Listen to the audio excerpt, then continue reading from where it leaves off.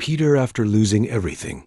Luke. In the Gospel of Luke, we see the powerful and emotional story of Peter, a disciple who loved Jesus deeply but faced the pain of losing everything: his courage, his confidence, and his sense of purpose.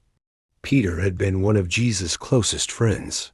He witnessed miracles, walked on water, and boldly declared his loyalty to Christ. In Luke 22:33, Peter said, "Lord, I am ready to go with you to prison and to death." But soon after, fear took hold of him, and his faith faltered.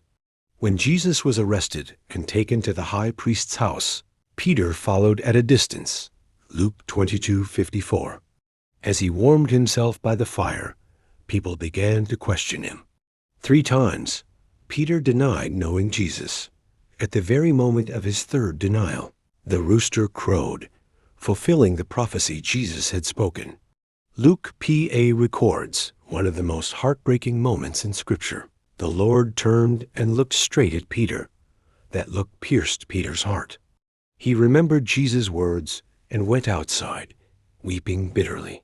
In that moment, Peter had lost everything he thought he was. The strong fisherman who once vowed never to abandon Jesus was now broken by shame. His confidence was gone, his courage vanished, and his spirit crushed. He felt unworthy to be called a disciple. But even in that painful moment of loss, God was at work. Peter's failure became the foundation for his restoration. Through his brokenness, Peter learned the true meaning of grace.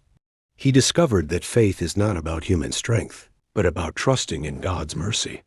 Jesus' look was not one of condemnation, but of compassion, a silent promise that redemption was coming. After Jesus' resurrection, he personally restored Peter, John 21:15-17, asking him 3 times, "Do you love me?" This was not to shame Peter, but to heal him and reaffirm his calling. Peter's story teaches us that even when we lose everything, God can rebuild our lives. What Peter lost in failure, he gained in faith. The man who once denied Jesus became a bold preacher of the gospel, leading thousands to salvation.